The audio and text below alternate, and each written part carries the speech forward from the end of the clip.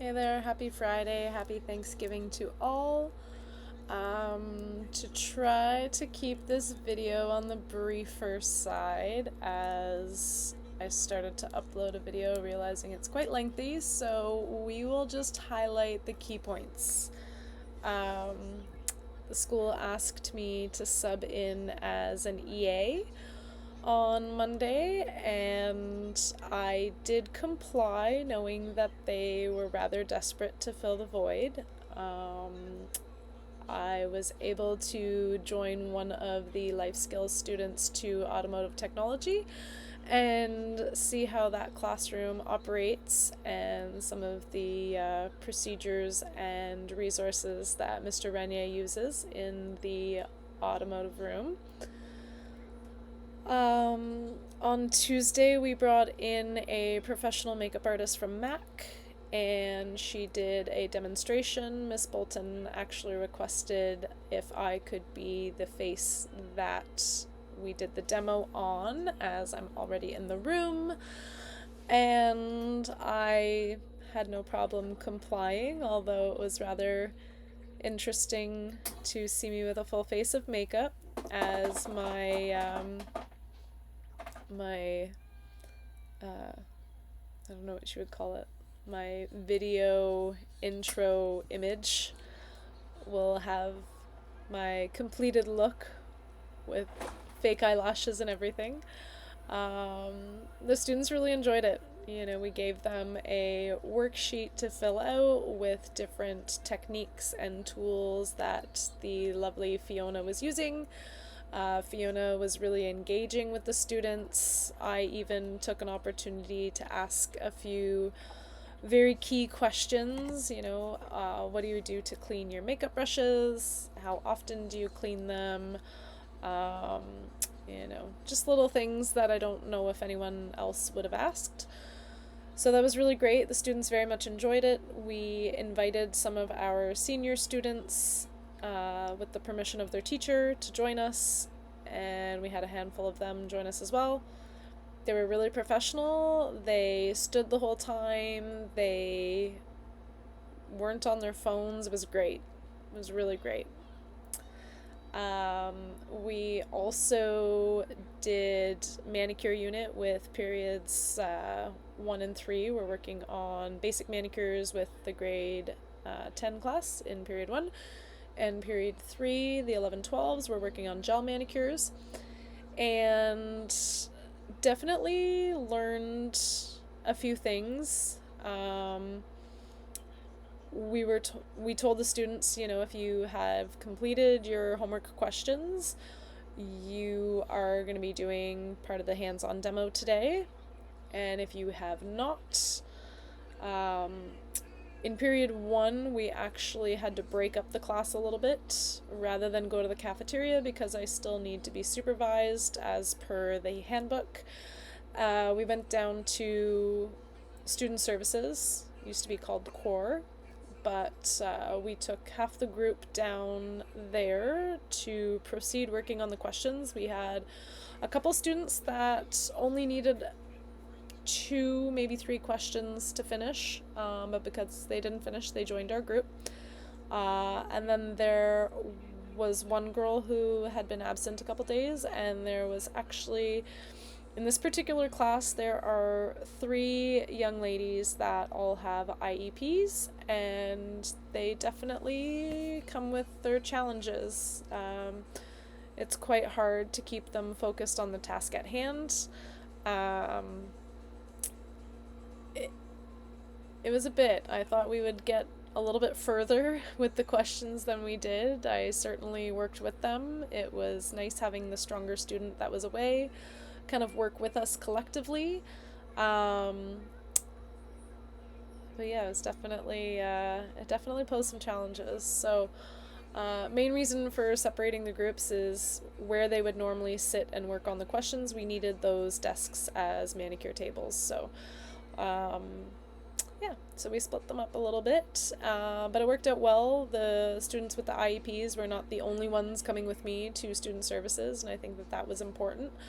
And yeah, we had some challenges in terms of folding and sorting towels. We had to do an exercise with all three periods and really instill the difference between a rag and a proper service towel and let them know, a dozen service towels cost $50, and they are not to be used with cleaning products and disinfectants. So it was good to see them work as a group. We did an activity where we showed them the difference, we showed them all how to fold one, and then it was up to them.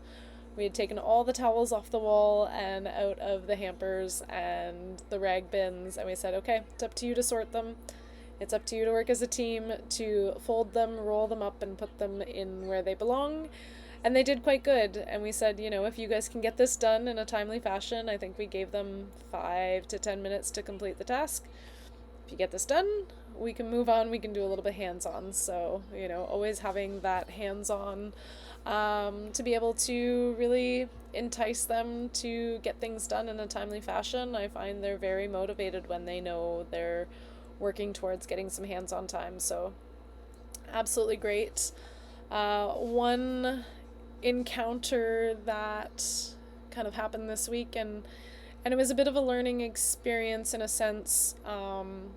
We have one girl, she does have an IEP, but she's known to be a little bit on the louder side, and she's a character. She's a nice girl though, and she was really upset.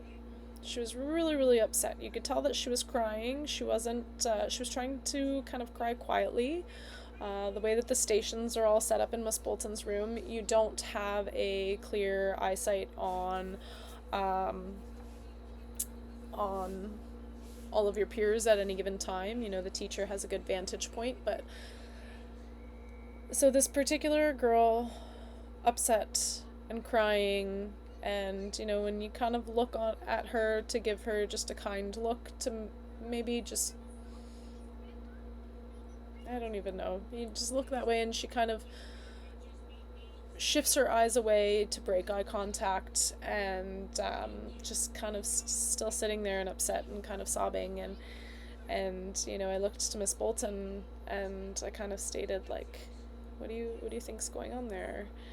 And her response was, sometimes you have to wait for them to come to you, because you might agitate the situation even worse. So her suggestion was to not necessarily go there, and I felt for this girl, and I could tell that she was really, really upset, and I just wanted to show her some kindness. I know it's not my place to fix her problems. I know,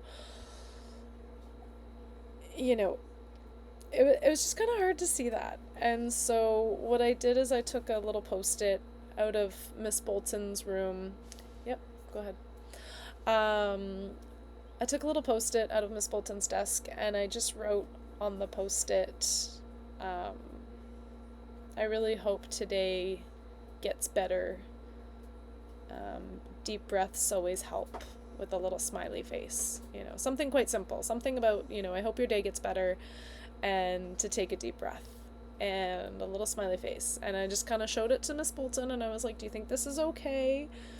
And she was like, yeah, so I had to go down to the office for a moment, challenges with the attendance procedures, so I was running that down to the office. But before I left, I kind of just went up to her desk, and I just put that post-it on the top of her desk, and I just walked away. I didn't make eye contact. I didn't, approach her about it.